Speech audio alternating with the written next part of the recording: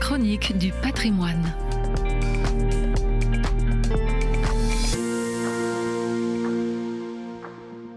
Aujourd'hui, mardi 2 décembre, le pape Léon XIV clôture son premier voyage apostolique qui aura duré 6 jours entre la Turquie et le Liban. Ce voyage avait été initié par son prédécesseur François pour célébrer les 1700 ans du concile de Nicée.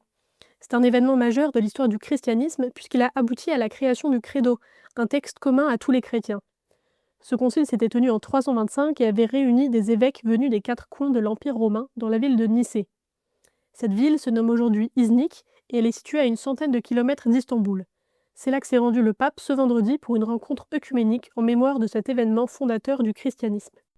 Aujourd'hui, la ville d'Iznik est le terrain de fouilles archéologiques importantes. En 2014, un banal survol d'hélicoptère avait permis de repérer les ruines d'une basilique byzantine immergée sous un lac. Ces vestiges sont ceux de la basilique Saint-Néophyte, qui date du IVe siècle.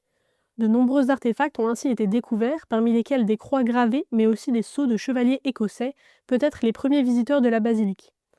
À l'époque de sa découverte, les autorités turques avaient déclaré vouloir créer un musée archéologique sous-marin qui permettrait au public de plonger véritablement dans l'histoire des premiers temps du christianisme. Mais récemment, la basilique Saint-Néophyte, qui était engloutie sous le lac depuis des siècles, a refait surface sous l'effet du changement climatique. Les archéologues pensent qu'elle s'était effondrée à cause de violents tremblements de terre au XIXe siècle, avant d'être ensevelie par la montée des eaux.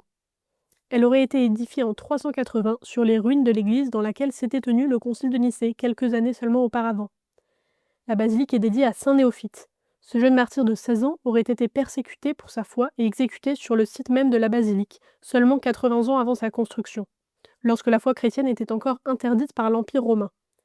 Les fouilles de la basilique ont permis de retrouver son sarcophage ainsi que 300 autres contenant les ossements de martyrs chrétiens. Ces découvertes évoquent aux archéologues et historiens un cimetière des martyrs et offrent un témoignage éclairant sur cette période de l'histoire chrétienne. La basilique de Saint-Néophyte, vieille de 1600 ans, constitue donc un trésor exceptionnel. La visite du pape Léon XIV souligne sa valeur à la fois historique, culturelle et spirituelle, ainsi que l'héritage du concile de Nicée dans l'histoire des chrétiens.